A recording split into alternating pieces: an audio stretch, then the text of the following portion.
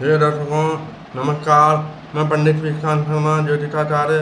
आज के इस वीडियो में हम चर्चा करेंगे कि उच्च के बृहस्पति के बारे में चर्चा करेंगे। पिछले वीडियो में हमने सूर्य, चंद्र, मंगल, बुध के उच्च और नीच ग्रहों के परिणाम के बारे में चर्चा की थी।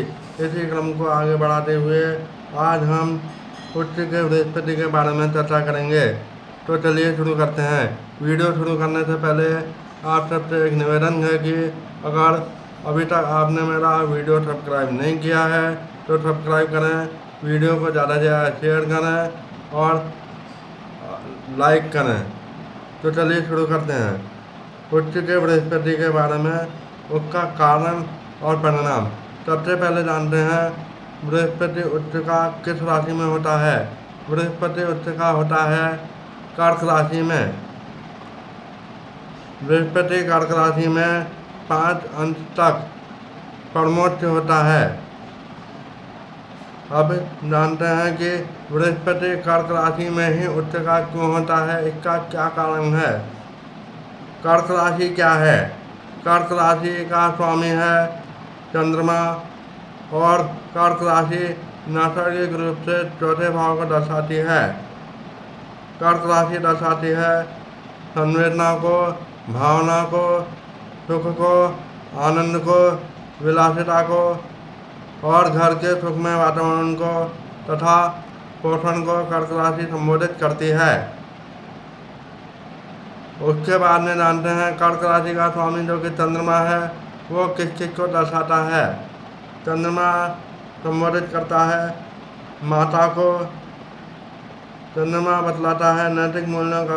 माता का कर्तव्य होता है अपने संतान में नैतिक मूल्यों का विकास करना, संस्कारवान बनाना, अच्छी शिक्षा देना, अच्छी आदतों का विकास करना।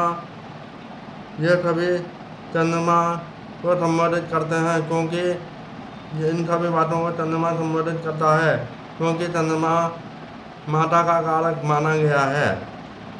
अब जानते हैं बृहस्पति क्या है। बृहस्पति संबोधित करता है ज्ञान को, विद्या को, दर्शन शास्त्र को, आध्यात्म, गुरु, शिक्षा, शिक्षक, संबंधी या रिश्तेदार, संतान, धर्म, धन, लाभ और भाग्य आदि को बृहस्पति संबोधित करता है। और माता का कार्य अपने संतान में अच्छी आदतों का विकास करना है। इस प्रकार से चंद्रमा और बृहस्पति में ज्ञान से संबंधित समानता होने के कारण बृहस्पति चंद्रमा की राशि यानी कर्क राशि में सुखमय महसूस करता है। इसलिए कर्क राशि में बृहस्पति उच्च का होता है। अब जानते हैं कि यदि किसी भी व्यक्ति की कुंडली में कर्क राशि में बृहस्पति स्थित हो तो वह उच्च का होता है और उसके क्या क्या परिणाम देखने को मिलते हैं। यदि किसी की भी कुंडली में कर्क राशि में बृहस्पति स्थित हो तो ऐसा बृहस्पति उच्च का माना जाता है। ऐसा व्यक्ति बहुत ज्ञानी होता है, सदा सही शब्दों का प्रयोग करने वाले होते हैं। ऐसे व्यक्ति बृहस्पति कुंडली में जिस भाव में कर्क राशि में स्थित होता है उस भाव से संबंधित विषय वस्तु के बारे में उस व्यक्ति को विशेष ज्ञान होता है या वह व्यक्ति उस विषय का विशेषज्ञ माना जाता है या होता है, विशेषज्ञ होता है।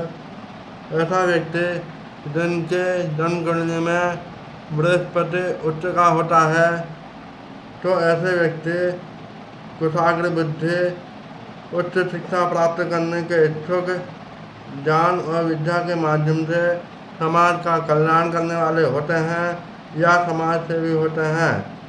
इन ऐसे व्यक्तियों में कर्तव्य का भाव होता है। इनका मन आध्यात्मिक की ओर केंद्रित होता है। यदि गुरु कर्क राशि में 8वें, 9वें या 12वें भाव में स्थित हो तो ऐसे व्यक्तियों का मन आध्यात्मिक की ओर केंद्रित होता है। ये बहुत अच्छे शिक्षक होते हैं। और यदि किसी भी व्यक्ति की कुंडली में कर्क राशि में बृहस्पति विशेष तौर पर 5वें, 9वें या 12वें भाव में स्थित हो तो ऐसा व्यक्ति धार्मिक गुरु हो सकता है, क्योंकि 5वां भाव दर्शाता है शिक्षा को, ज्ञान को, 9वां भाव दर्शाता है धर्म को, धार्मिक क्रियाओं को, और 12वां भाव दर्शाता है मोक्ष को। इसलिए ऐसा व्यक्ति आध्यात्मिक की ओर केंद्रित होता है जिनकी कुंडली में 5वें, 9वें या 12वें भाव में उच्च का बृहस्पति होता है।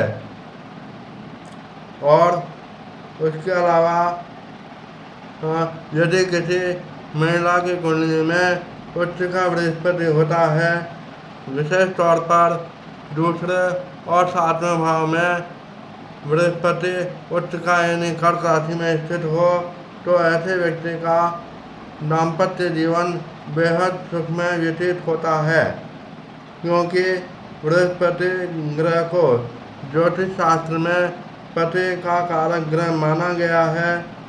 और दूसरे और सातवें भाव क्रमशः परिवार और वैवाहिक जीवन को दर्शाते हैं। त्रिकोण भाव यानी पहला, 5वां और 9वां जो भाव है उसमें बृहस्पति होने पर व्यक्ति को अपने ज्ञान और विद्या को प्रसारित करने की प्रबल इच्छा होती है। ऐसे व्यक्ति अपने ज्ञान को अपने तक ही सीमित नहीं रख पाते हैं। काम त्रिकोण भाव जो दूसरे, तीसरे और 7वें, 11वें जो भाव होते हैं वो काम त्रिकोण भाव कहलाते हैं। इन भावों में यदि उच्च का बृहस्पति होता है तो व्यक्ति को धनवान बनाता है और ऐसा व्यक्ति उच्च कोटि का राजनेता भी हो सकता है। अब बात करते हैं कि यदि किसी व्यक्ति की कुंडली में उच्च का बृहस्पति हो तो नक्षत्रों के अलग अलग नक्षत्रों में बृहस्पति होने के कारण इनके परिणामों में भिन्नता पाई जाती है। वो परिणाम किस प्रकार से मिलते हैं नक्षत्रों के आधार पर, आइए जानते हैं। यदि किसी जातक का उच्च का बृहस्पति कर्क राशि में पुनर्वसु नक्षत्र में होता है तो ऐसे व्यक्ति पर बृहस्पति ग्रह का सर्वाधिक प्रभाव पड़ता है, क्योंकि पुनर्वसु नक्षत्र का स्वामी ग्रह बृहस्पति है। ऐसा व्यक्ति ज्ञानी, उच्च कोटि की शिक्षा प्राप्त करने वाला, भाग्यशाली, परोपकारी और समाज सेवक होता है। उसके बाद में पुष्य नक्षत्र में यदि बृहस्पति स्थित हो, कर्क राशि में पुष्य नक्षत्र में यदि बृहस्पति स्थित हो तो ऐसे व्यक्ति पर शनि ग्रह का अत्यधिक प्रभाव पड़ता है, क्योंकि पुष्य नक्षत्र का स्वामी शनि है। और ऐसे व्यक्ति जिनका बृहस्पति पुष्य नक्षत्र में होता है तो ऐसे व्यक्ति वास्तविकता में रहने वाले, धर्म और कानून का पालन करने वाले, ज्ञानी होने के साथ साथ अनुभवी भी होते हैं।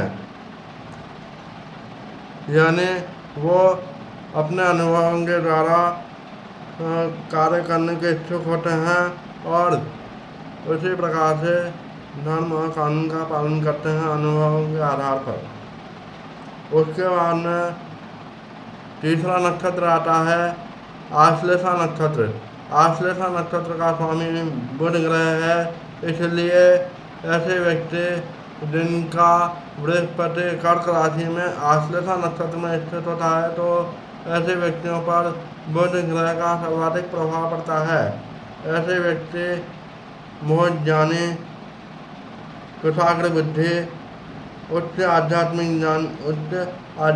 ज्ञान प्रबल होता है।